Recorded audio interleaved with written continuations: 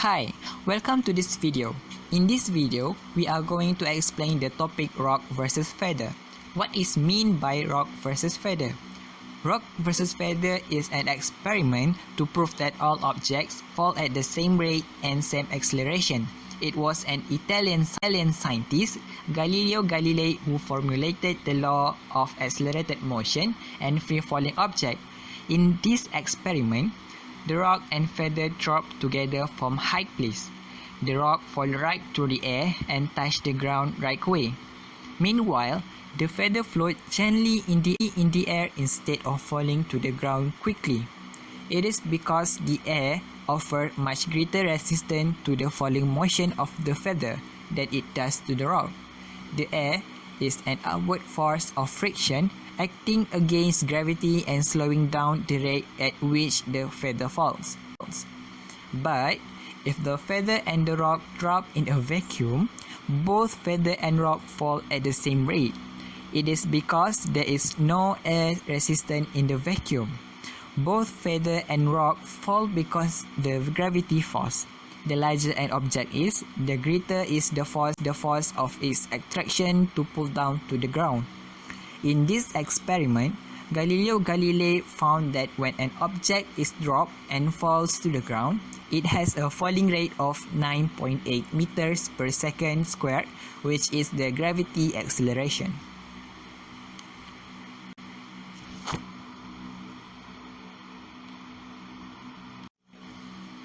The rock and the feather in the experiment is actually a free-fall motion.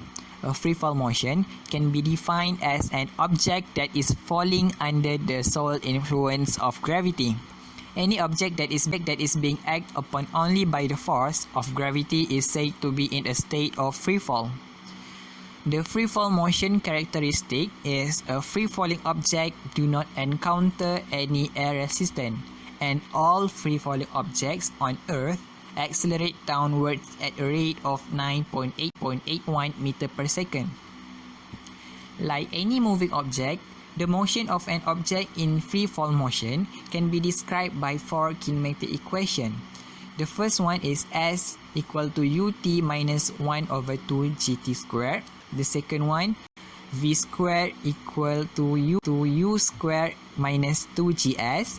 The third one, v equal to u minus gt, and the last one is s equal to 1 over 2 in bracket u plus v times t, which is the s is the displacement, u is the initial velocity, v is the final velocity, t is time, and g is the gravity acceleration, which is negative 9.81 meter per second.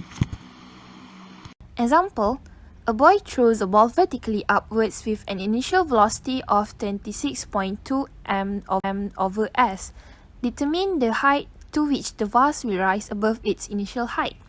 Given is u 26.2 m over s, v is 0 m over s, a is negative 9.8 m over s squared. So we need to find the d. The initial velocity of the vase is positive 26.2 m over s. The positive sign indicates that the initial velocity is an upwards velocity. Note that the v value can be inferred to be 0 m over s since the final state of the vase is the peak of its trajectory. The acceleration of the vase is negative 9.8 ms squared. In this case, the problem requires information about the displacements of the vase, the height to which it rises above its starting height. So D is the unknown information. The next step involves identifying a kinematic equation that would allow you to determine the unknown quantity. Always search for an equation that contains the three known variables and the one unknown variable. In this specific case, the three known variables and the one unknown variable are u, v, a, and d. One of the kinematic equations that can be used to solve this question is v squared equals to u squared minus 2gs.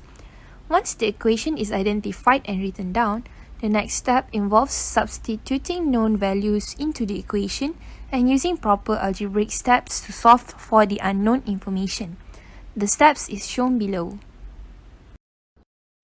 So For the free fall situations, the first situation is when the object dropped.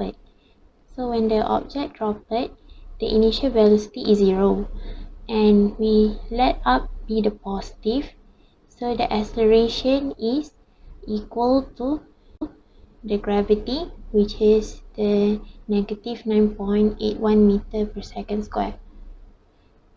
The second situation is when the object thrown downwards. This time the initial velocity is not equal to 0. With the upward being positive, this one is initial velocity will be negative. So the acceleration is equal to a negative 9.81 meter per second. So when the object is thrown upward, initial velocity is upward, so it's positive. The instantaneous velocity at the maximum height is 0. So the acceleration is equal to the gravity of acceleration, which is the negative 9.81 meter